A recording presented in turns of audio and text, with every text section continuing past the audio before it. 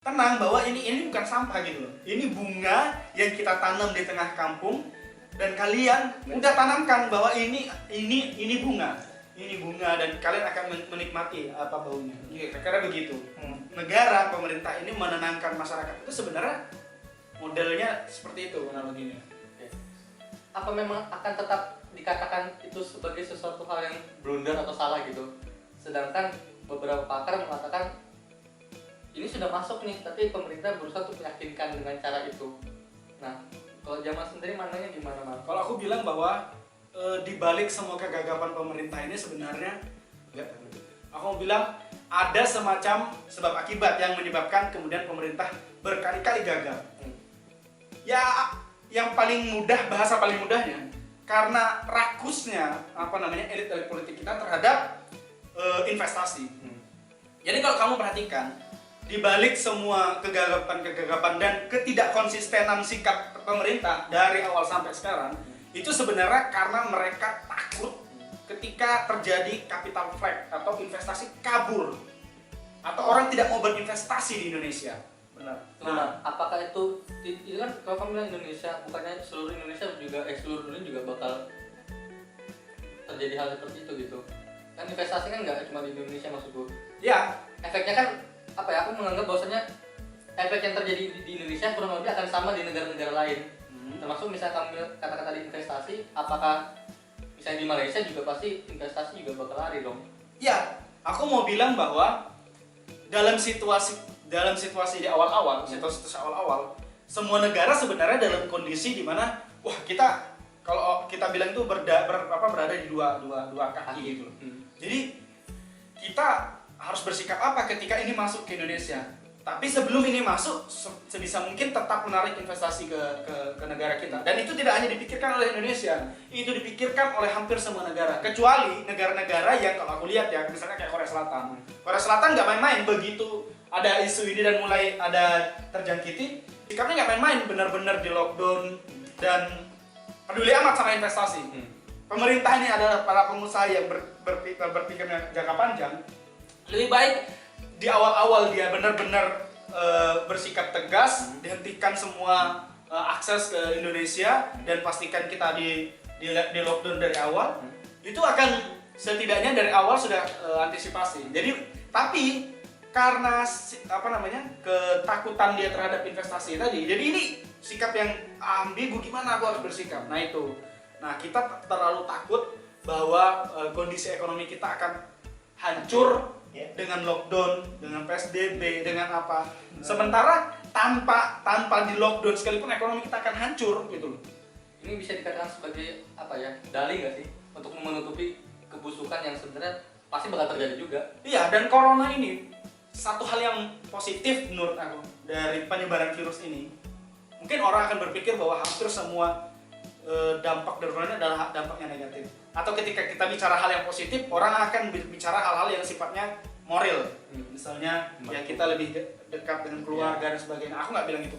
Yang positif dari fenomena virus atau fenomena pandemi ini adalah sistem pemerintah dan sistem ekonominya itu semakin jelas. Nggak ada yang mereka bisa lakukan selain sekedar menenangkan masyarakat.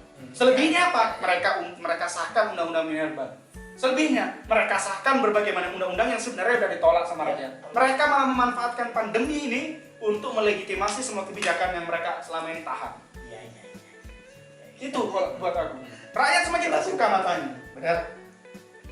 Kesadaran itulah yang paling positif. Ya. Tapi juga Boy, kalau aku nyikapi juga tidak lepas dari peran media kan. Ya, Gimana sikapmu terhadap media saat ini? aku analisa sederhana aja. Media itu adalah perangkat ideologi negara. Jadi media bisa menciptakan krisis, media bisa menciptakan perpecahan bangsa. Media itu sebenarnya seperti yang aku bilang, kesimpulanku adalah media itulah perangkat ideologi negara yang bisa mengatur cara berpikir orang. Benar. Ingat ya, aku akan ulas sedikit. Bapakku dulu tuh nggak rasis, nggak benci Kristen, nggak benci apa suku lain. Sebelum perang Ahok dimulai. Ketika Ahok di penjara, ketika orang berperang terhadap Ahok yang waktu itu dianggap menistakan agama Islam. Sampai bapakku yang sebelumnya itu Paling plural lah kamu. plural itu menjadi sangat rasis. Itu contoh paling dekat di dalam lingkunganku. Gak usah jauh-jauh lah ngomongin hal yang paling besar di lingkungan kita. Udah efeknya besar banget. Dan siapa yang paling berperan terhadap isu-isu sikap moral, nilai-nilai pergaulan, gaya hidup, yaitu media. Gitu. Jadi kalau tanya apa tanggapan tentang media, sederhana aja. Media sekarang itu tujuannya adalah profit. Iya. Apa yang menurut media bisa diangkat sebagai untuk meningkatkan pembacanya, penontonnya, konsumennya, ya itu akan diangkat. Seburuk apapun itu, bayangkan aja. Sampai kepanikan juga diciptakan oleh media toh gitu. Betul. Tadi Jamal bilang media sebagai perangkat Ideologi negara. Tapi gini Mal, susahnya kita hari ini adalah tadi kita nggak tahu lagi mana yang benar dan mana yang enggak.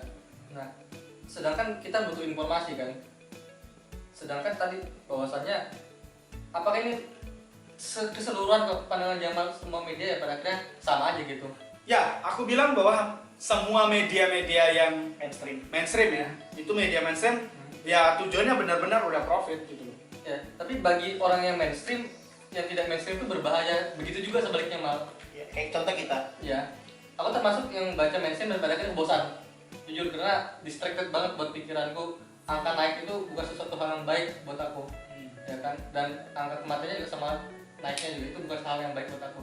Tapi gini, mungkin Jamal mendapatkan informasi dari sesuatu yang tidak populer menurutku, tapi Jamal yakini kebenarannya. Dan setiap orang punya persepsi yang begitu Mal. Kalau bagiku gini Win, informasi itu tetap hanya akan menjadi informasi. Setiap orang itu yang membedakan dia adalah analisanya, yang membedakan dia adalah cara berpikirnya, logika yang dia pakai ketika menangkap informasi itu. Oke.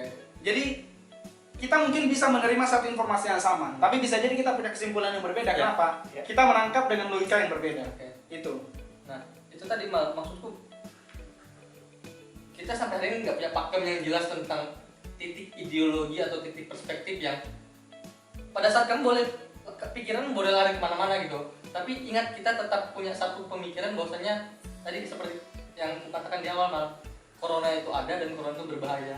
Jadi makanya tadi sampai hari ini cuma ideologi itu aja yang kupakai.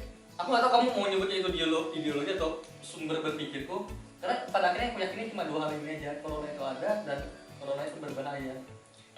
Oke, sebenarnya akan berpikirmu yang demikian itu tidak hanya terjadi pada dirimu. Semua orang sekarang berkesimpulan sama. Mau. Jadi ini waktu berdebat gitu ya, aku cerita sedikit. Waktu berdebat dengan kawan, berdebat mati-matian waktu itu kalau nggak salah berdebatnya soal prakerja, kartu prakerja. Ya. Sampai akhirnya dia muncul pertanyaan dia ke aku. Menurut kamu nih, Mal, sebenarnya pemerintah ini masih ada nggak di benakmu? Pemerintah ini niat mau menyelesaikan pandemi ini? Aku bilang tidak ada yang berpikir untuk tidak menyelesaikan problem corona ini. Yang berbeda adalah aku berharap pandemi ini selesai agar aku bisa bekerja gitu. Aku bisa beraktivitas. Ya. Negara menginginkan atau pemerintah menginginkan pandemi ini selesai agar investasi berjalan, mereka bisa korupsi di pajak, mereka bisa korupsi di retribusi dan sebagainya gitu loh. Kan nggak sama, tujuannya nggak sama. Semua tidak ada orang yang tidak berkeinginan pandemi ini selesai. Lucu banget itu. Udah tunggu dulu, aku nanya sama Roman dulu deh. Man, Apa itu? Ebola, SARS, dan virus-virus lainnya hari ini ada vaksinnya nggak? Tidak ada. Oke, nggak ada vaksinnya Mal. Dan tadi pada akhirnya pemerintah mungkin secara eksplisit mengatakan kita harus berdamai dengan situasi ini, ya kan? Karena lockdown tidak lockdown pada akhirnya kurasa sama-sama aja Mal. Enggak, itu akan berbeda. Oke, ya, gimana? aku akan masuk di wilayah yang lebih serius lagi. Kita masuk ke diskusi yang lebih serius itu. Orang bilang lockdown tidak di lockdown itu sama saja. Atau kalau lockdown apa yang harus dilakukan? Karena ekonomi akan ambruk gitu ya. Aku mau bilang solusi dari semua krisis itu hanya bisa diselesaikan dengan cara bersama, bukan sendiri-sendiri. Itu yang pertama. Selama ini kita pemerintah dan sebagainya berusaha untuk membuat kita itu beradaptasi dengan pandemi ini, dan kalau aku lihat modelnya semacam menyelesaikan dengan cara sendiri-sendiri, tidak dengan cara bersama. Kalau aku sederhana, mau di lockdown atau tidak lockdown, ekonomi kita harus diatur sebaik mungkin. Harus dibuat skema model ekonomi yang benar-benar terencana. Katakanlah begini, ketika pilihannya adalah lockdown. Maka kita harus menghitung. Jokowi berbilang gini nih.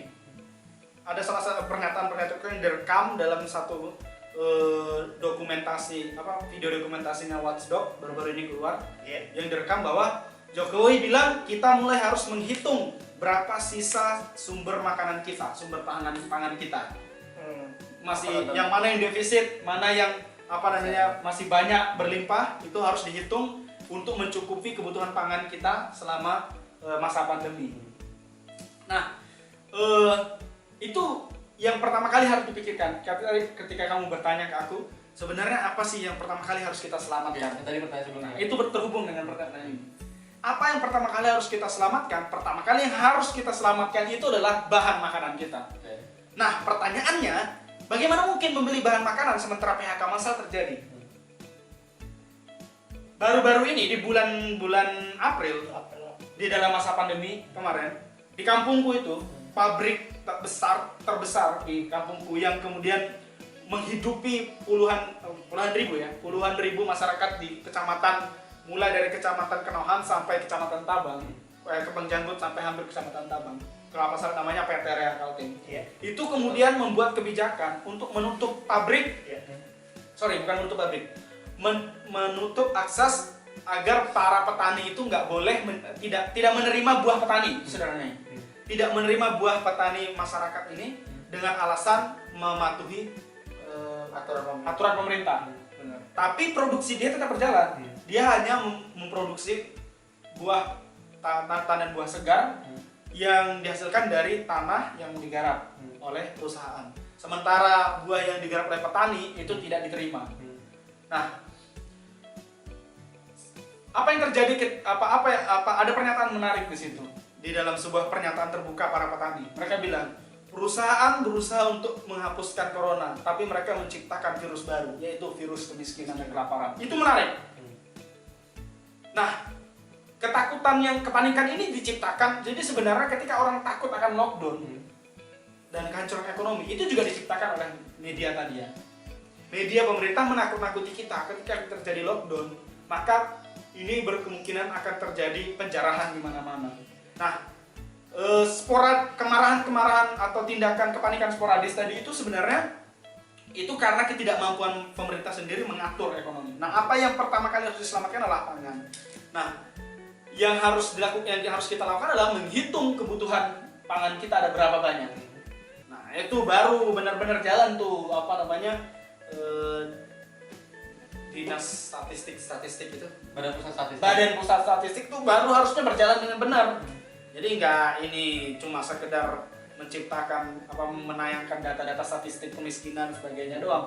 Dia harus benar-benar bekerja semaksimal mungkin menghitung ada berapa jumlah keluarga di negara kita dan dihitung di area kota ada berapa banyak keluarga, daerah pedesaan ada berapa banyak, dan kebutuhan pangannya ada berapa banyak. Nggak bisa disamakan.